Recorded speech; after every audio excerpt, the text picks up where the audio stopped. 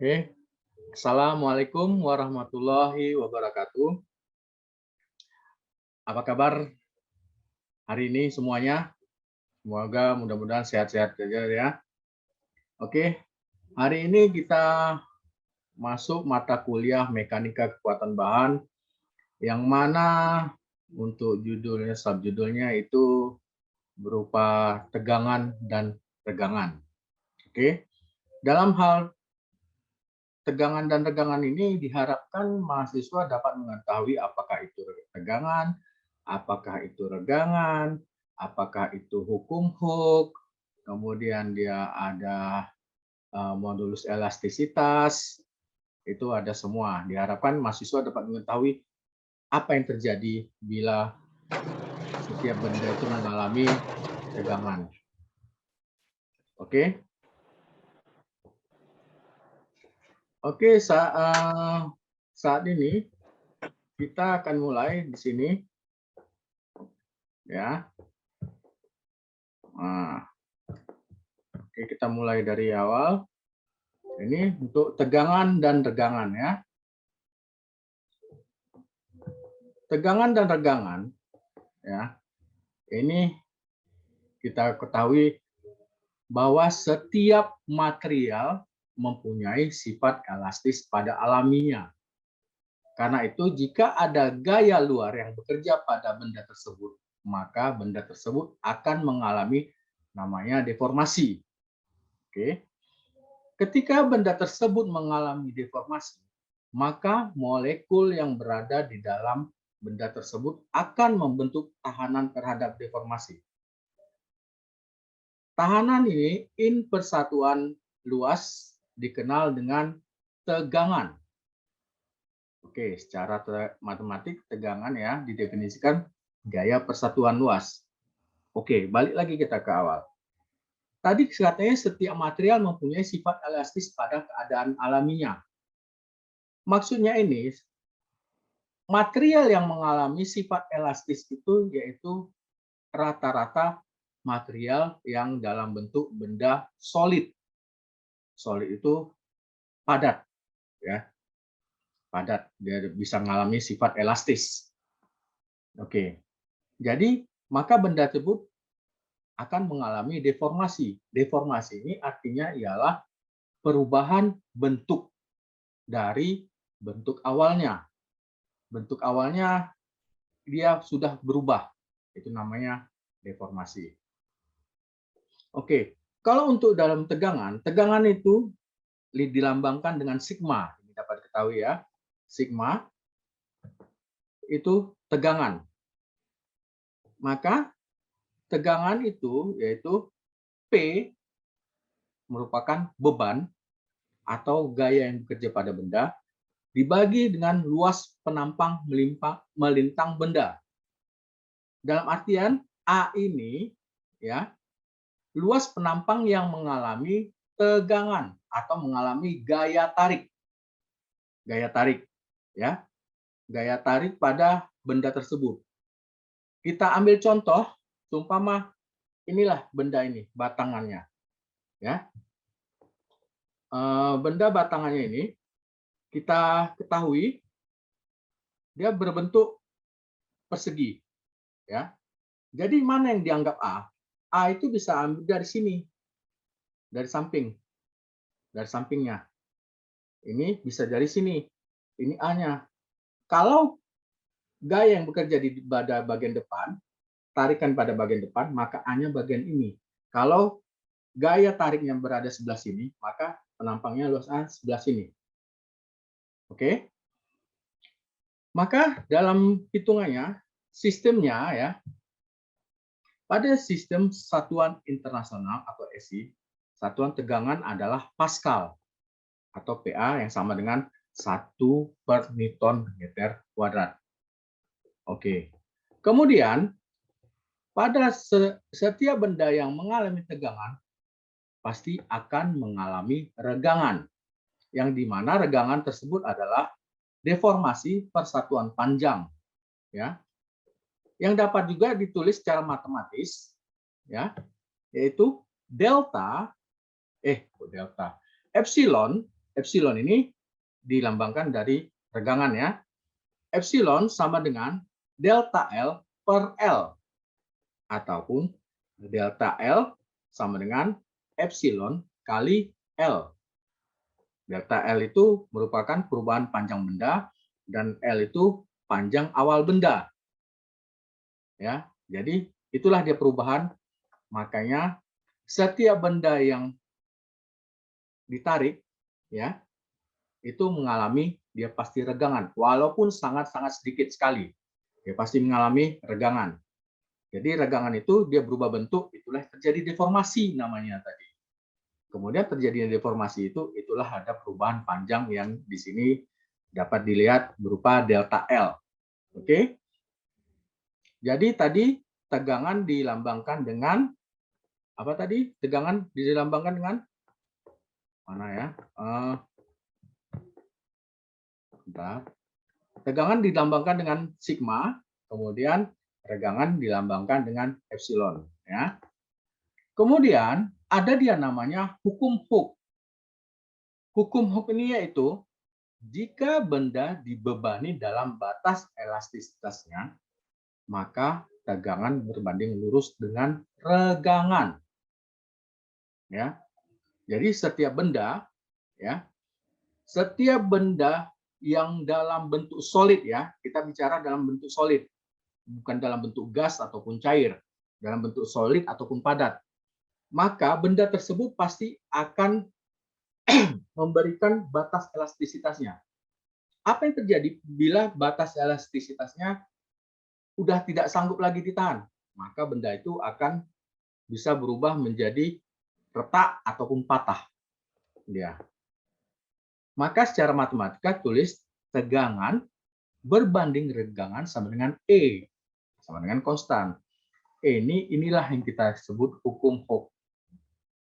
Oke. Kemudian ya, tadi kita bicara tentang benda yang mengalami batas elastisitasnya kan. Itu tadi ada di hukum Hooke. Kemudian di sini ada namanya modulus elastisitas atau modulus Young. Oke. Modulus Young inilah perhitungan antara batas elastisitas benda yang bentuk solid tersebut. Yang mana yaitu sigma kali epsilon ataupun bilang tegangan kali regangan sama dengan E ini tadi kan hukum Hooke ya kan yang kita bicarakan tadi, ataupun bisa juga ini disebut modulus elastisitas. Oke. Modulus elastisitas dikali dengan regangan lagi, ataupun sederhanakan lagi sama dengan E sama dengan tegangan dibagi regangan. Oke.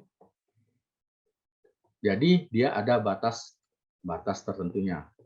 Nah, dari sini kita dapat melihat bahwa harga E ataupun harga modulus elastisitas dari material-material benda solid itu kita dapat lihat seperti contohnya ini di baja. Nah, baja ini dia ada batas modulus elastisitasnya. Dia dari harga 200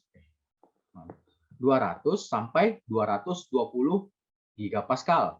Besi tempa 190 sampai 200 gigapascal. Besi cor 100 sampai 160 gigapascal. Tembaga 90 sampai 110. Perunggu 80 sampai 90, aluminium 60 sampai 80 dan timbal 10. Dapat kalian lihat di sini semua benda-benda material yang mempunyai batas elastisitas ini material benda solid. Ya. Oke, kemudian kita bekerja pada deformasi benda karena gaya yang bekerja. Apa artinya maksudnya?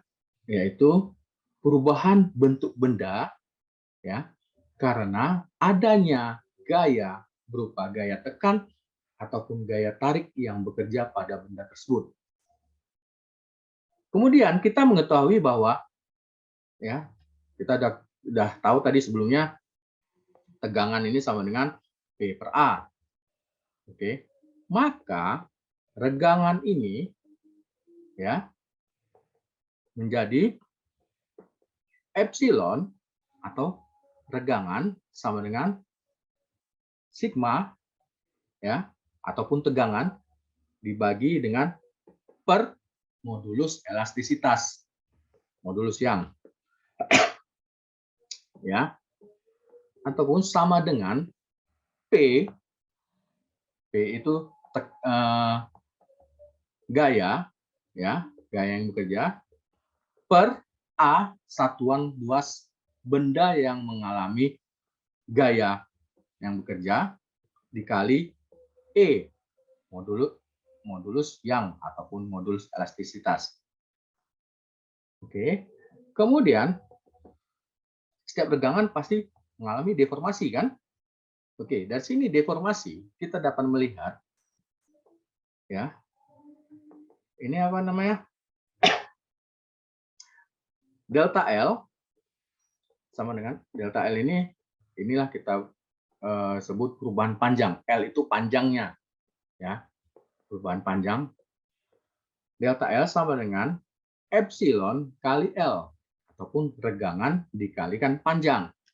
Sama dengan ya sigma. Sigma ini apa tadi?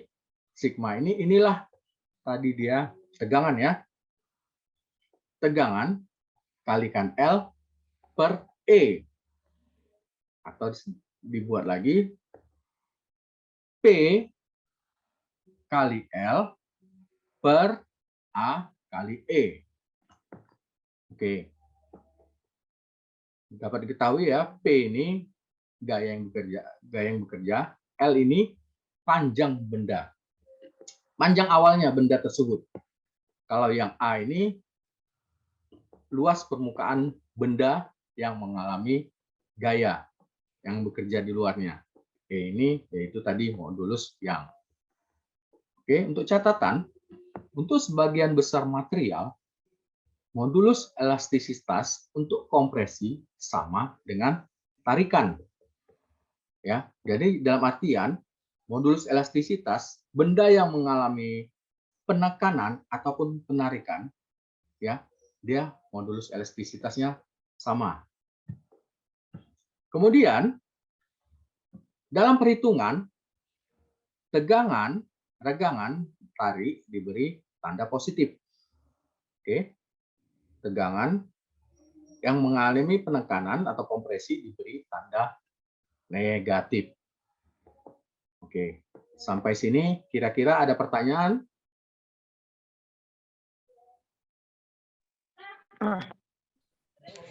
Ada, Pak. Ya, kira-kira apa itu?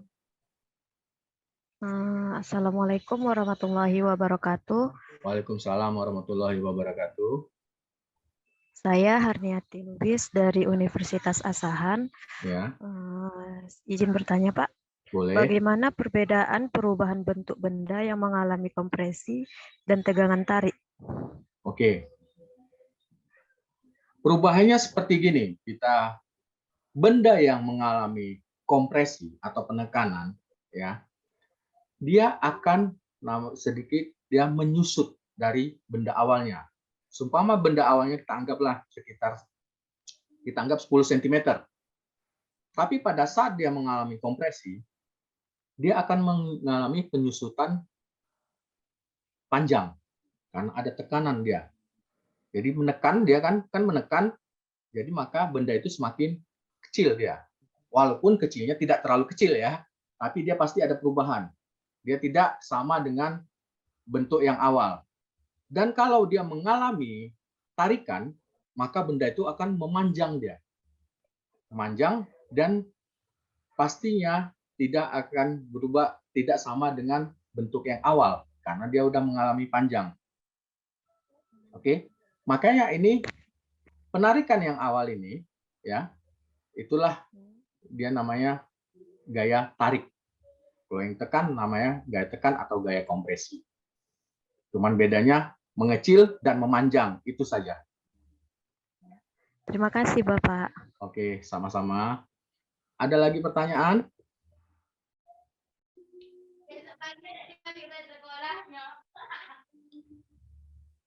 Assalamualaikum warahmatullahi wabarakatuh. Waalaikumsalam warahmatullahi wabarakatuh. Saya Sofyan Simanjuntak ingin bertanya, Pak. Ya. Apakah semua benda mengalami deformasi? Oke. Gini, tidak semua benda bisa mengalami deformasi. Ya. Dalam artian gini. Seperti benda berupa bentuk gas. Macam mana dia mengalami deformasinya? Macam mana kita mengukur dia bentuknya itu? Nah, kalaupun air, pasti rata-rata kalau misalnya air dia udah panas, ya, panas bentuk itu, dia kan rata-rata menguap. Dan itu bentuknya udah nggak ada lagi gitu. Dan dalam artian deformasi ini, ya, deformasi ini saya tambahkan ya, deformasi ini ada dua dia, ada deformasi elastis dan deformasi plastis.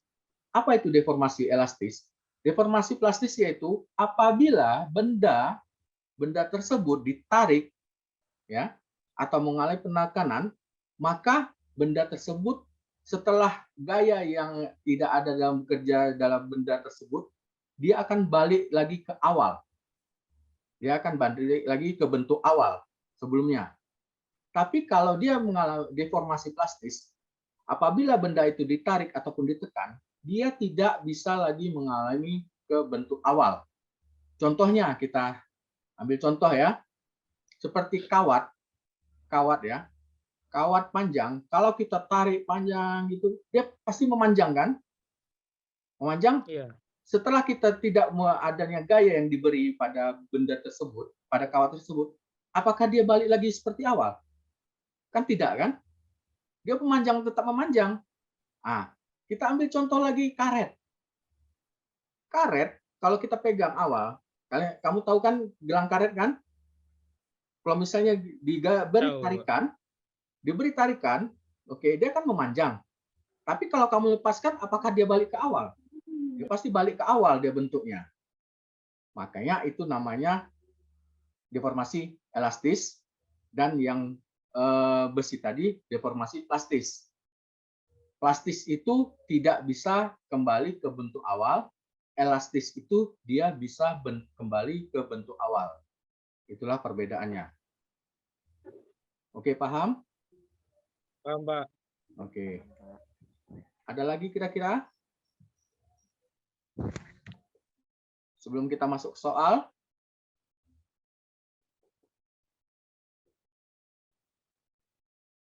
Udah? Oke. Kita ke soal dulu. Ada dua soal di sini. Oke. Sebuah batang dari baja dengan panjang 1 meter dan penampang besar sebesar 20 mm ya, kali 20 mm mendapat gaya tarik sebesar 40 kN. Carilah perpanjangan batang baja tersebut. Kemudian nomor 2, silinder berlubang dengan panjang 2 meter mempunyai diameter luar 50 mm dan diameter dalam 30 mm. Jika silinder memikul beban sebesar 25 kN, carilah tegangan pada silinder.